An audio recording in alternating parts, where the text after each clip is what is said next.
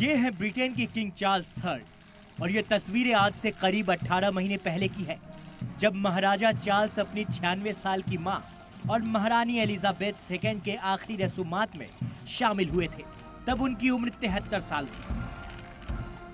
उस वक्त खुद किंग चार्ल्स को अंदाजा नहीं होगा कि आज ब्रिटेन में जीते जी उनके अंतिम संस्कार की तैयारी की जा रही होगी।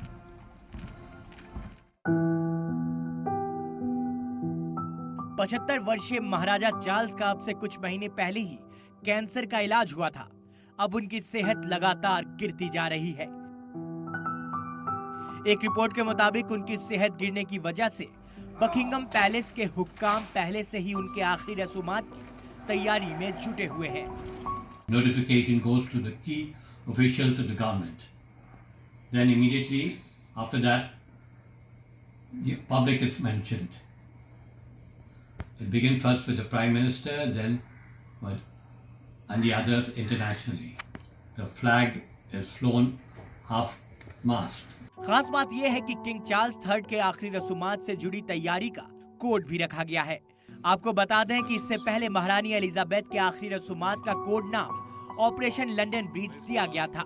ब्रिटिश मीडिया के दावों के मुताबिक चार्ल्स के महाराजा बनने के बाद से ही उनके आखिरी रसूमात की तैयारी की स्कीम बनानी शुरू हो गई थी। जिस दिन किंग चार्ल्स की मौत होगी, सबसे पहले उनके परिवार को मुत्तला किया जाएगा। उसके बाद पीएम ऋषि सुनक को जानकारी दी जाएगी, फिर कॉमनवेल्थ कंट्रीज और आखिर में मीडिया को इत्तला दी जाएगी। मौत के दिन बकिंगम के गेट पर एक नोट लगा होगा। खास बात यह भी है कि किंग चार्ल्स के बाद उनके बेटे प्रिंस विलियम को सक्सेसर डिक्लेयर किया जाएगा।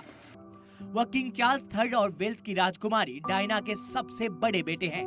8 सितंबर 2022 को एलिजाबेथ सेकेंड ब्रिटेन की महारानी, सबसे लंबे वक्त तक राज करने वाली महारानी थी।